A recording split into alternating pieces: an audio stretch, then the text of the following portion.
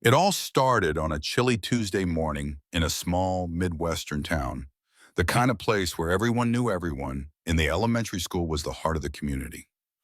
The sun was barely up when a tall man in a navy suit parked his silver sedan near the playground of Brookdale Elementary.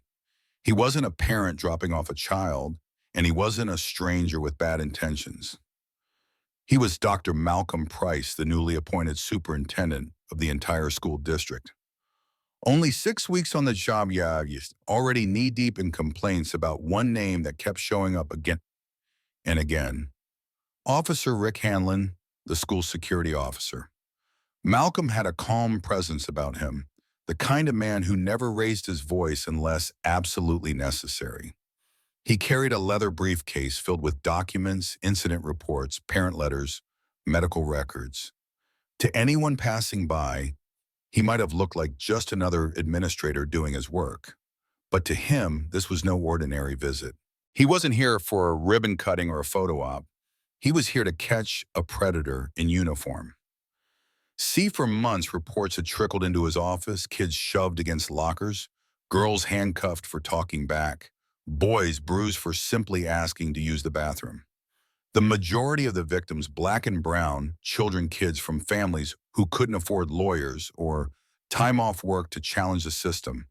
And every time parents complained, Principal Janet Rivers waved them off, insisting Hanlon was just keeping order in a tough environment. The school board chair, a man named Howard Klein, dismissed it all as exaggerations. The police chief said Hanlon's actions were within departmental guidelines. So Malcolm decided if nobody else would face the truth, he would. He spread the files across his dashboard, 43 separate incidents in 3 years. That was more than a pattern. That was a system. He hit record on his phone, field observation, Brookdale Elementary. Superintendent Price conducting preliminary assessment of security concerns involving Officer Hanlon. A few minutes later, the doors of the school opened and out stepped Rick Hanlon. 6'2", built like a linebacker, striding across the playground like he was patrolling a war zone. His eyes swept over the kids with a look that wasn't protective, it was predatory. Then he spotted Malcolm sitting in his car, and just like that, his face hardened. In his mind, a black man in a car outside a school, that wasn't a professional in a suit. That was a threat. He marched straight over, knocked on Malcolm's window like he was trying to crack the glass. "License and registration," he barked. Malcolm rolled the window down slowly, keeping his tone calm. "Good morning, officer. May I ask what this is regarding?" Hanlon's jaw clenched. "I said license and registration now." Malcolm could have ended it right there. He could have flashed his badge of authority, told Hanlon he was the superintendent, and walked away.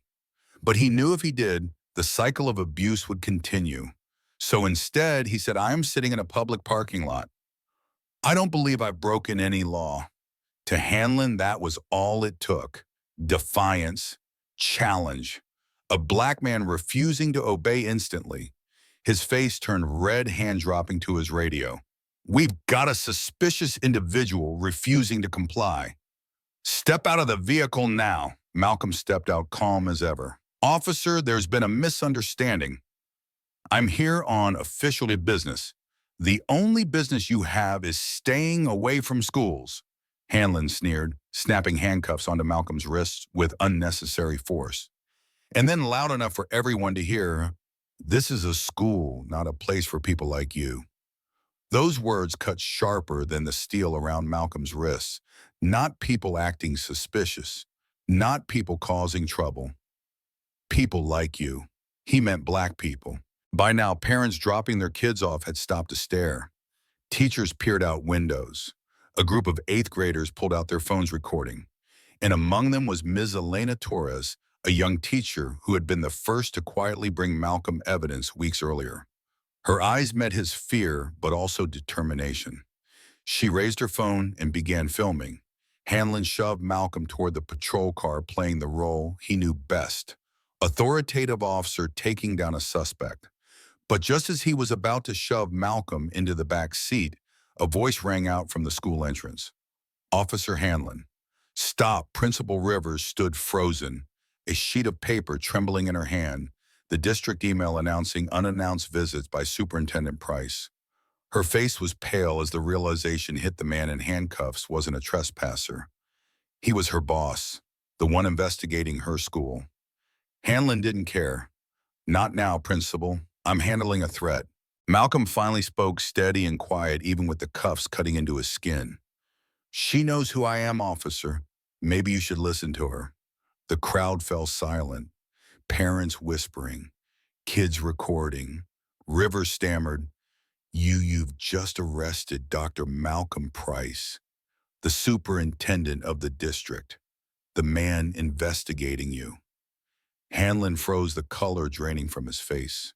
No, no, this is just some guy pretending. And that's when Ms. Torres stepped forward, her voice trembling, but strong. He's telling the truth.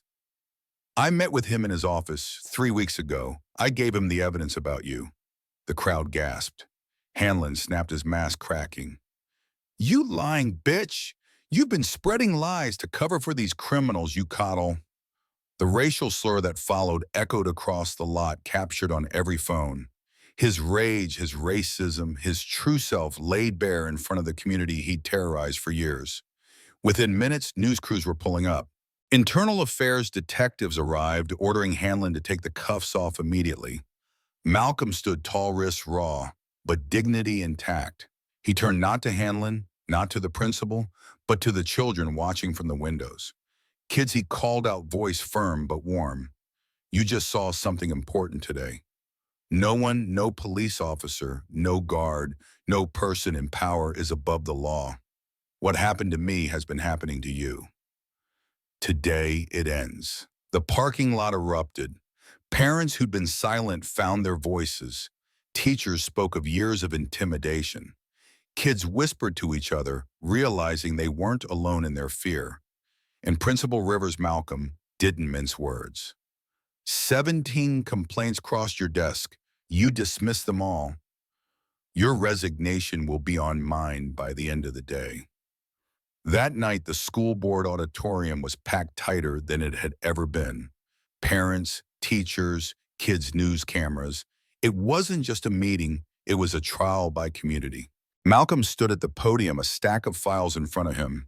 Photos of bruised children flashed on the projector. Videos of Hanlon grabbing and shoving kids played for everyone to see. Parents wept. Kids testified. Teachers told stories they'd buried out of fear. When one mother held up pictures of her 8-year-old son's bruises, the room went quiet.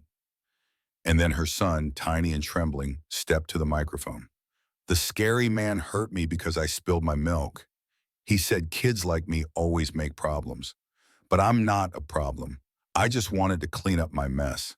That broke whatever defenses the board still had. The truth was undeniable. By the end of the night, Hanlon was suspended, facing criminal charges for assault, child abuse, and civil rights violations. Principal Rivers resigned in disgrace, and the board voted unanimously to implement sweeping reforms, ending the police contract requiring trauma-informed discipline, mandating transparency. But the story didn't end there. The video of Malcolm's arrest went viral, millions of views in days. Suddenly, Brookdale Elementary wasn't just a small-town scandal. It was a national symbol of racism and abuse in schools. Federal investigators swooped in, uncovering similar patterns across multiple schools. What started with one superintendent in one parking lot spread across the country as parents and teachers everywhere found the courage to speak up.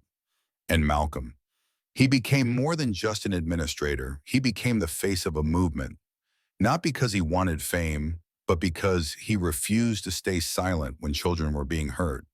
His calm dignity in the face of humiliation turned into proof that sometimes the only way to break a system is to let it expose itself.